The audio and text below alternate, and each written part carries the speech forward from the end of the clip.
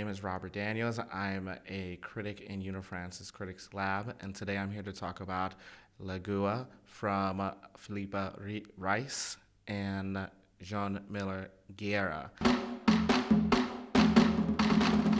The film is primarily about a woman who is a servant in an empty home belonging to owners that we never see, and she has to care for the other servant, her aunt, in her dying days.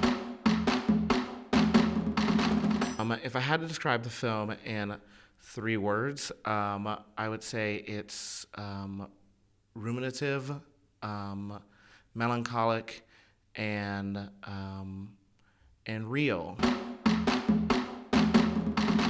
What I find that's so incredible about this film, other than the vast Portuguese landscapes that we see in the countryside, the floral that we see, the rural lifestyle that we see, is the cycles really of life, right? That happens in a rural area, right? There is life, and then there is death, and there is a way that we transition from one to the other.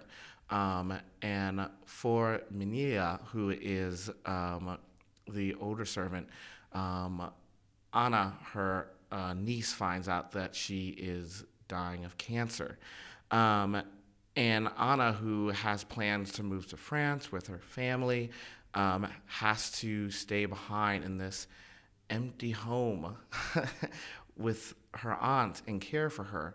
And even though she could leave at any time, she's unwilling to leave because, as she says to her daughter Monica, what will happen when I am older? What will happen when you are older? And so this film really is about thinking about kind of how we treat and how we care for elderly people as they get to the point where they can't take care of themselves, right? As society, how do we grant them empathy and we continue with them without abandoning? And I think there's also a class issue here too, because of course they are in this resplendent home where the owners have not come back, and the owners never check in on them. They don't care about them. And even though they have dedicated their lives to them. And so there is this idea that, the only people you should really be dedicating your lives to is everyone else, and not really anyone who's above you.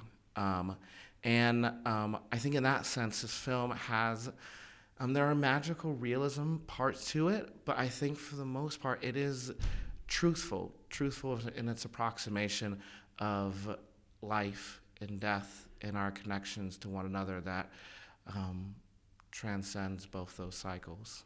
So thank you very much.